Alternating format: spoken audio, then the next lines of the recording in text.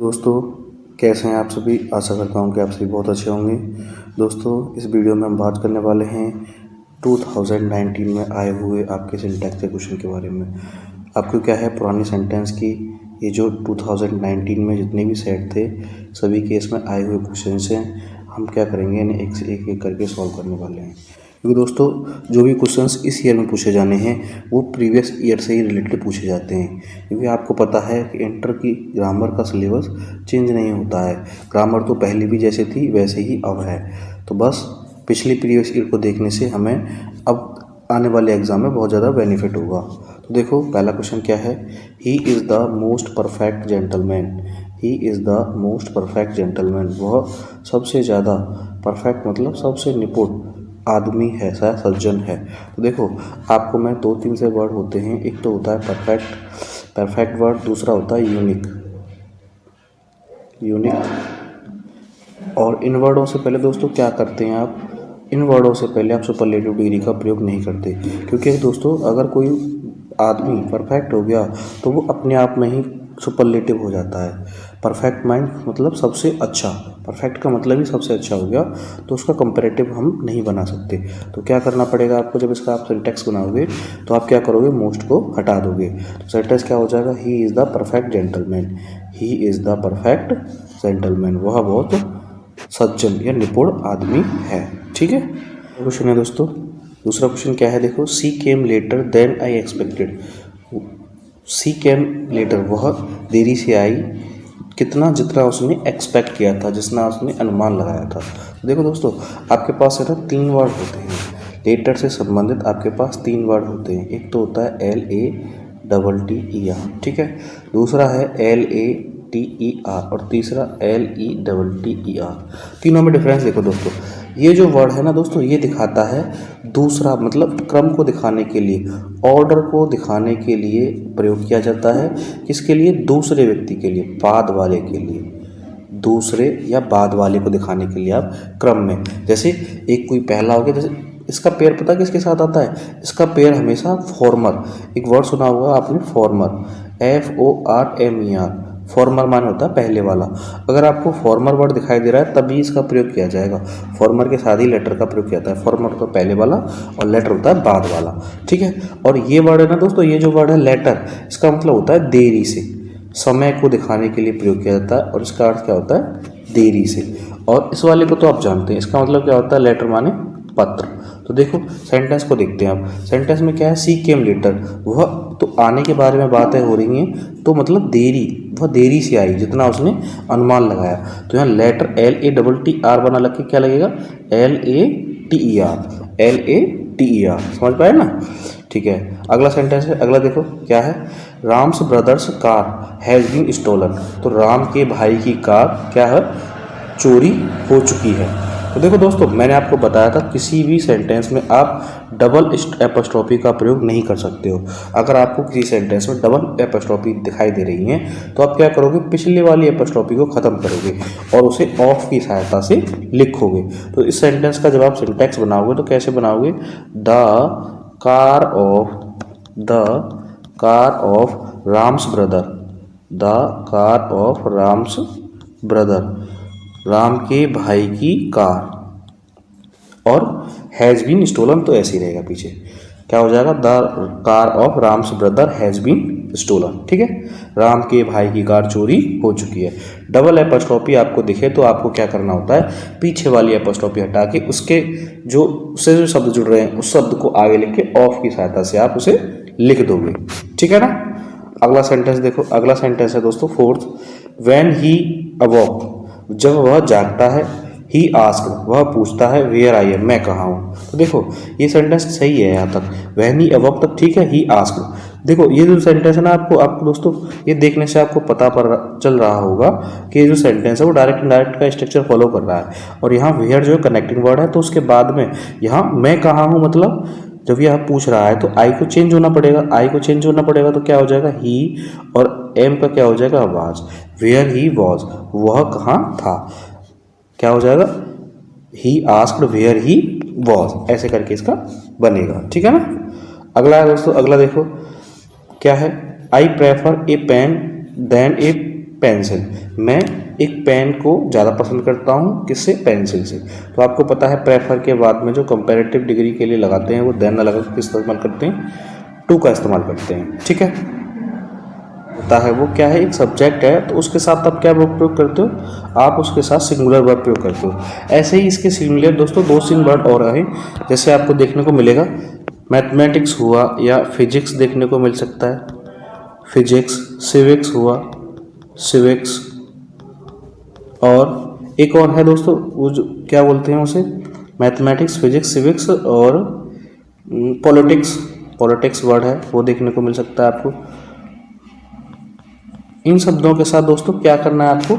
Gymnastic हुआ, gymnastics के साथ भी आपको ऐसा लिख कर दिखाई देगा, तो आपको क्या करना होता है? सिंगुलर वर्ड का प्रयोग करना होता है। ठीक है, अगला सेंटेंस है दोस्तों, अगला देखो, he has been suffering from fever since 3 days।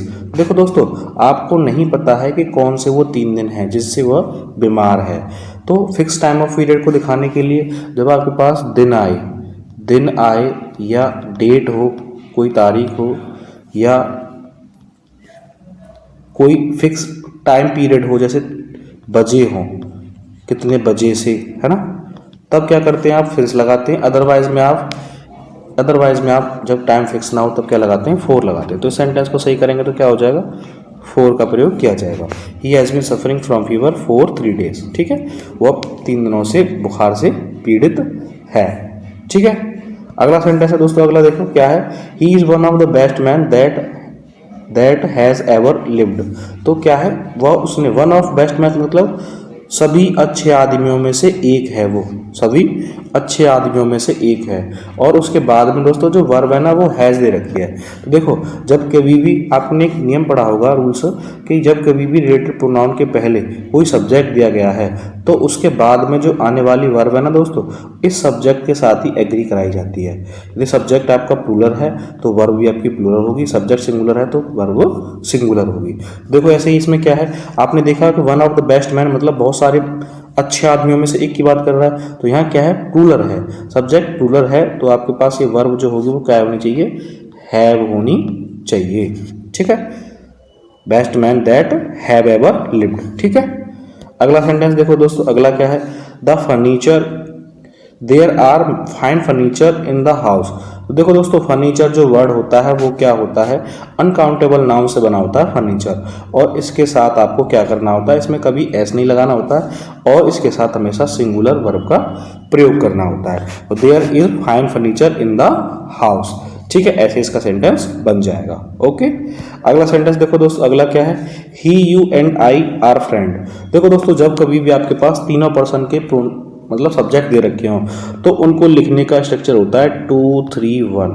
Normal sense में आप इन्हें क्या लिखोगे? 2 3 1 नॉर्मल।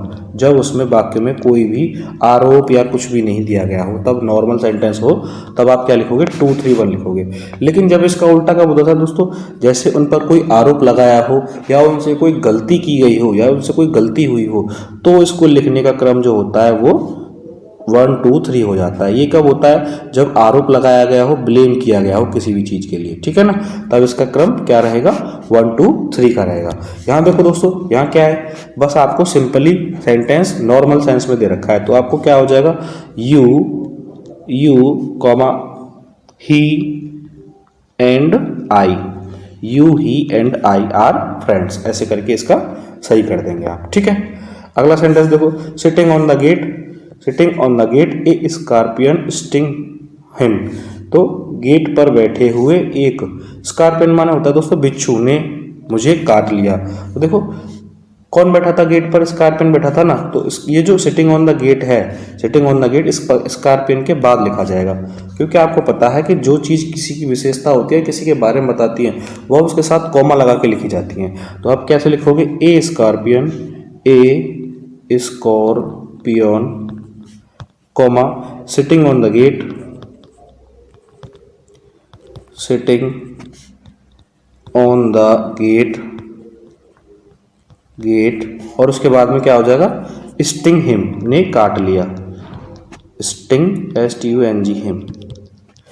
एक स्कॉर्पियन, एक बिच्छू, सिटिंग ऑन द गेट, जो गेट पर बैठा था, स्टिंग हिम, ने मुझे काट लिया। ऐसे सेंटेंस का सही सेंटेंस बन जाएगा। ठीक है, अगला सेंटेंस है दोस्तों, अगला देखो क्या है, his parents deprived him with all he had.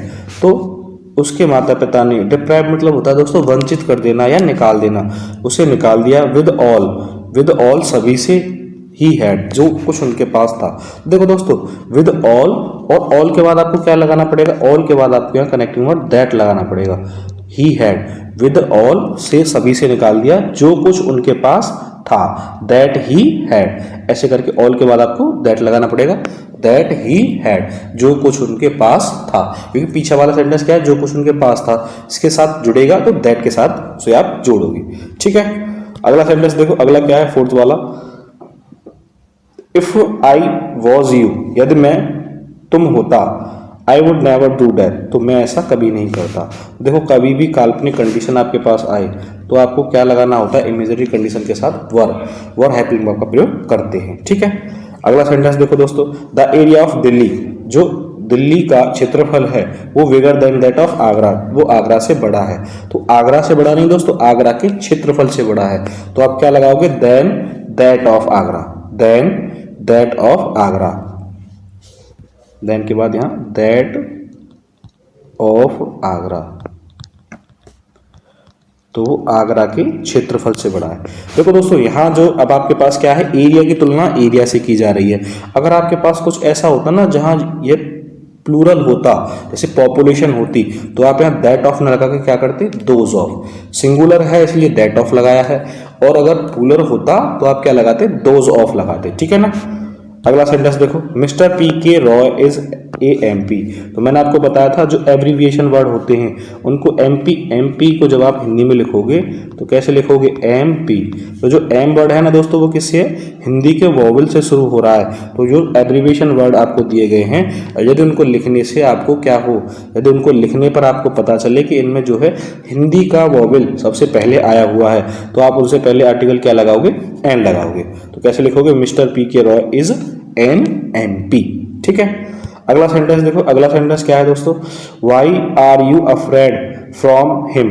तो तुम मुझसे क्यों डरे हुए, तुम मुझसे क्यों डरे हुए, डर रहे हो, तुम मुझसे क्यों डर रहे हो। तो देखो दोस्तों अफ्रेड के बाद जो प्रपोजिशन होता है वो ऑफ लगता है, तो क्या होगा, why are you afraid of him, तुम मुझसे क्यों डरे हुए हो। ठीक है, अगला सेंटेंस है, these news disturb the peace of mind, these news have disturb the peace of mind. तो इस खबर ने क्या कर दिया है, मेरे मन की शांति को डिस्टर्ब कर दिया है।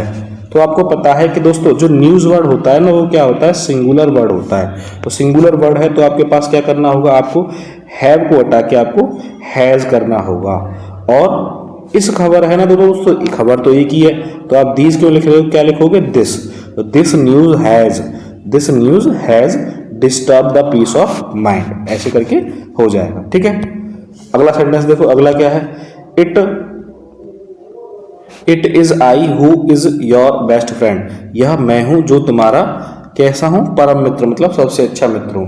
तो आपको मैंने बताया था यदि कोई सेंटेंस में रिलेटिव प्रोनाउन का प्रयोग किया जा रहा हो तो उससे पहले जो सब्जेक्ट होता है तो उसके बाद आने वाली वर्ब इस सब्जेक्ट से एग्री कराई जाती है। तो देखो यहाँ रिलेटिव प्रोनाउन क्या है, हु, तो यहाँ सब्जेक्ट है आई, तो आई के बाद आपको जो हेल्पिंग वर्ब है इस दिखाई दे रही है, जबकि होनी क्या चाहिए, आई के हिसाब से दोस्तों क्या होनी चाहिए, एम। तो क्या हो जाएगा, it is I who am your best friend. Sentence सही कैसे होगा, आप इसकी जगह पर क्या करोगे, एम करोगे। ठीक है ना, आगे है, being a cold day I stayed in my house. तो ठंडी रात होने के कारण मैं अपने घर पर ही ठहरा। तो आपको पता है कि यदि सेंटेंस की शुरुआत बीइंग से हो रही है तो वो गलत मानी जाती है, तो आप क्या लगाते हो, उससे पहले इंट्रोडक्टरी सब्जेक्ट इट लगाते हो। तो आप कैसे लिखोगे, it being a cold night, it being a cold night, सर्द रात होने के कारण I stayed in my house, मैं अपने घर पर ही रुका। ठीक है, अगला सेंटेंस है दोस्तों, अगला क्या है देखो, I am very grateful for you to your kindness. तो आपको पता है कि ग्रेटफुल के बाद जो प्रपोजिशन है वो टू काम करता है। ग्रेटफुल मतलब कृतज्ञ होना, किसी का आभारी होना, तो मैं उसकी काइंडनेस का मतलब दया के लिए उसका आभारी हूं। तो आप फोर को हटा के क्या लगाओगे, टू लगा दोगे। ठीक है, अगला सेंटेंस देखो, अगला क्या है, milk is preferable than tea, जो दूध है वो क्या है, चाय से ज्यादा पसंदीदा है। तो प्रेफरेबल के बाद दोस्तों क्या करते हो आप, टू का प्रयोग करते हो, देन नहीं लगाते हो। आपको ये चीज याद रखनी है, ठीक है। अगला सेंटेंस है, अगला देखो क्या कह रहा है, what are you doing since morning, तुम सुबह से क्या कर रहे हो।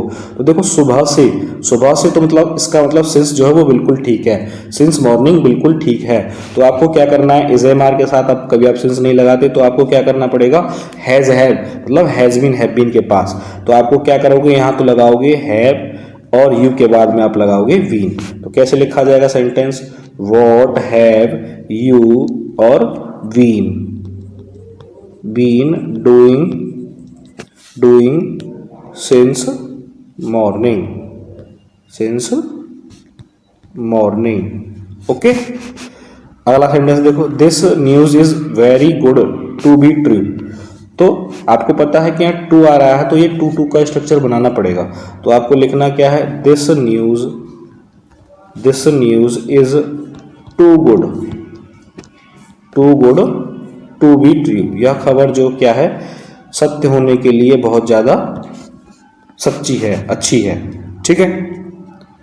अगला सेंटेंस, अगला क्या है देखो दोस्तों, एक दो सेंटेंस और रह गए लास्ट। क्या है, sun gives us light and life, जो सूर्य है वो हमें क्या देता है, रोशनी और जीवन दोनों देता है। तो आपको पता है कि जो एक इस पृथ्वी पर जो चीजें एक हैं या फिर केवल एक ही चीजें हैं, तो उनसे पहले आप आर्टिकल क्या लगाते हो, द लगाते हो। क्या हो जाएगा, the sun gives us life and light, जो सूर्य है वो हमें क्या देता है, रोशनी और जीवन दोनों देता है, ठीक है।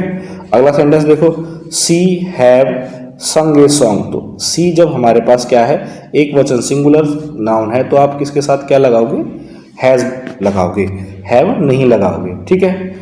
अगला सेंटेंस देखो, गॉड सेव्स अस, तो भगवान क्या है, हमें बचाते हैं, बचाते नहीं दोस्तों, भगवान हमारी रक्षा करते हैं, तो गॉड प्रोटेक्ट अस हो जाएगा, गॉड प्रोटेक्ट्स अस, जो भगवान है वो हमें क्या करते हैं, हमारी रक्षा करते हैं। तो गॉड प्रोटेक्ट्स अस या मी, ठीक है, गॉड मुझे रक्षा करते, भगवान भी रक्षा करते। अगला क्या है, the number of invitees are increasing, जो नंबर है, नंबर मतलब जो संख्या है इन्वाइटीज की, वो क्या हो रही है, बढ़ रही है।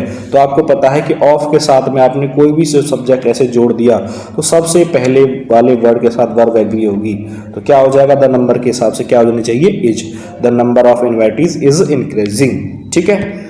अगला क्या है, लास्ट है दोस्तों, देखो many boys were playing in the field, जो मैनी मतलब बहुत से बच्चे क्या कर रहे हैं, वर प्लेइंग खेल रहे हैं मैदान में। तो आपको पता है कि दोस्तों जब मैनी वर्ड आपका नाउन बना है तो उसके साथ में आपको सिंगुलर ही आपको रखना पड़ता है नाउन, और सिंगुलर ही आपको वर्ब रखनी पड़ती है। तो आप क्या हो जाएगा, many boys was playing in the field, ठीक है ना, बहुत से बच्चे क्या कर रहे हैं, मैदान में खेल रहे हैं, ठीक है। तो ये थी दोस्तों एक्सरसाइज। अगर आपको वीडियो पसंद आए तो अपने दोस्तों के साथ जरूर शेयर करें। अगली वीडियो में मैं अगले ईयर के जो आए हुए सेंटेंस हैं उनको सॉल्व करूंगा। तो आप अपने दोस्तों से कहें कि वीडियो को ज़्यादा से ज़्यादा देखें, जिससे कि आपको अगर डायरेक्ट क्वेश्चन अगर पेपर में फंसते हैं तो दोस्तों आप उन्हें एक ही मिनट में सॉल्व कर देंगे, जिससे कि आपका समय भी आपको बचेगा। तो आज के लिए इतना ही, बहुत बहुत धन्यवाद।